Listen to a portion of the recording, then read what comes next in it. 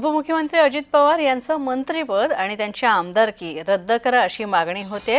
बसपाच्या काळूराम चौधरी यांनी राज्यपाल विधानसभा अध्यक्षांकडे ही मागणी केली आहे। अजित पवारांवर पद आणि गोपनीयतेची शपथभंग केल्याचा आरोप चौधरी यांनी केलेला आहे।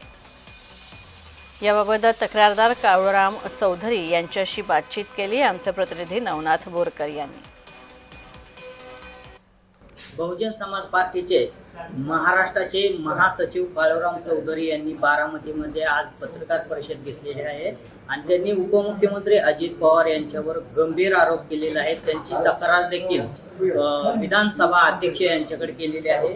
या संदर्भात आपण काळूराम चौधरी यांच्याशी बातचीत करणार आहोत। नमस्ते, नेमकी काय तुम्ही तक्रार केली? उपमुख्यमंत्री अजित पवार यांच्या संदर्भात तुम्ही आज पत्रकार परिषद घेतली आणि गंभीर आरोप केले। 5 सप्टेंबरला जो ओबीसी एल्गार मोर्चा झाला होता त्या मोर्चामध्ये त्या मोर्चाच्या आयोजनामध्ये माझा काही संबंध नव्हता, परंतु या ज्या मोर्चाच्या जे गुन्हा दाखल केलेला आहे त्या गुन्ह्यामध्ये माझं नाव त्यामध्ये अजितदादांच्या सांगण्यावरून घेण्यात आलेलं आहे। मी त्या मोर्चाचा आयोजक नव्हतो। मला बारामती शहर पोलीस स्टेशन किंवा पोलिसांच्या कुठल्याही कर्मचारी अधिकाऱ्यांकडून कसलीही संपर्क केला नव्हता किंवा मला नोटीस नव्हतं किंवा मला समज देण्यात आलेली नव्हती।